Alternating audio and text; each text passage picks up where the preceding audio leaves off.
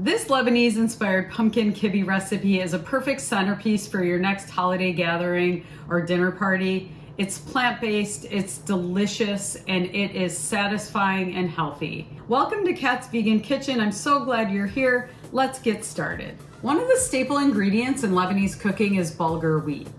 This is medium grain bulgur wheat, or bulgur number 2. That's what I'm using for this recipe.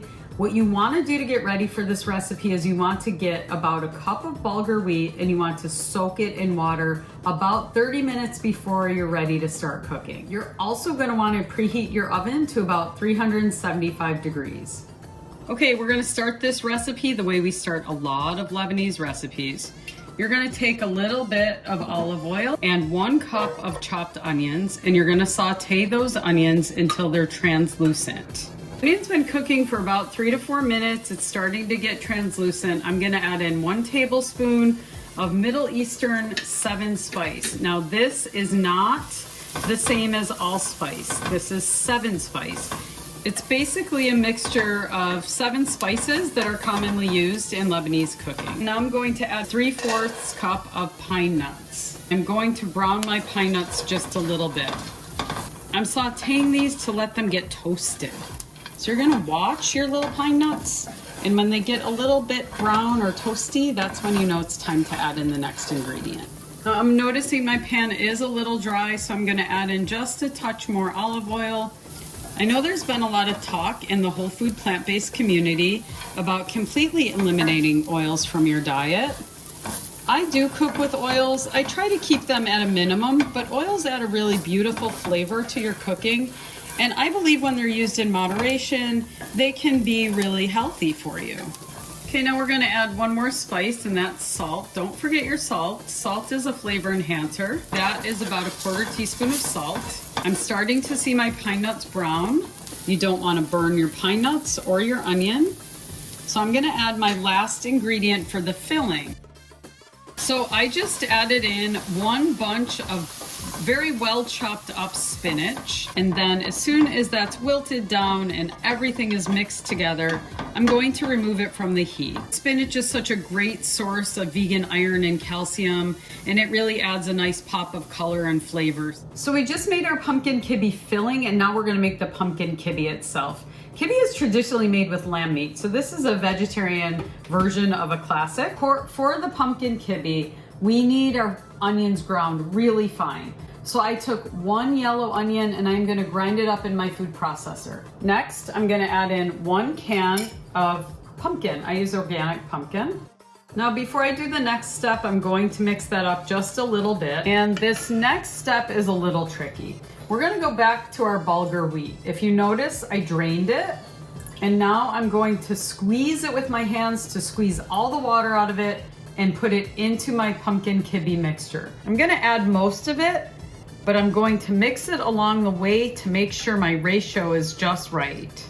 Now you might wonder, what exactly am I looking for? And that's a little hard to quantify, but it's something after you made this a couple times, you'll just see with your eyes. You don't want it to look very pumpkin-y and you don't want it to look very bulgur-y. You want it to look somewhere in between.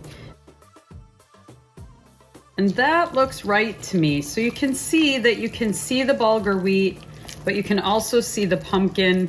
It doesn't look like they're out of balance with each other.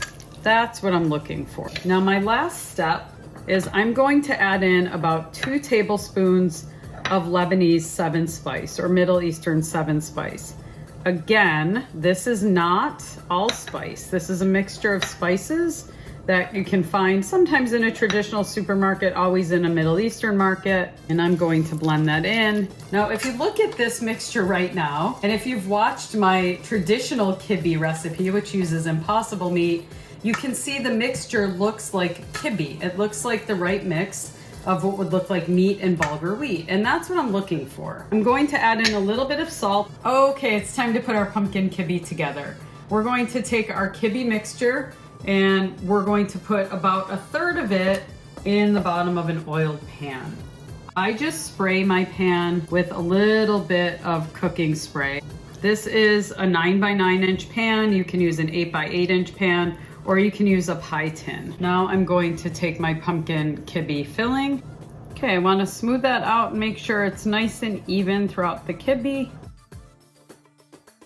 Now I'm going to put the rest of the kibbeh on top, and I'm going to carefully spread that over the top. We don't pick up any of that filling in the process. My wooden spatula was giving me a little bit of trouble, so I'm just going to use the back of a metal spoon to spread that out. Now, because we eat with our eyes before we eat with our mouths, we're gonna make the top of this look beautiful before we put it in our oven to cook. We're gonna make this look pretty by making a little diamond pattern. My diamonds never turn out perfect, but I had an art teacher once tell me that is the beauty of handmade art. It's never perfect. So I've scored my kibbeh into little diamond shapes, and now I'm going to take raw almonds, and I'm going to put one almond in the center of each sort of diamond shape that I've made. Our pumpkin kibbeh is ready to go in the oven and cook for about an hour. I'm gonna watch that cook on and off for the next hour, but what I'm looking for is the top to be a beautiful golden brown. My pumpkin kibbeh's been cooking for an hour. It's time to check on it. And it turned out exactly what I want it to look like. It's golden brown on the top and it looks delicious. I hope you enjoyed this video. If you did, remember to give a thumbs up and subscribe to my channel.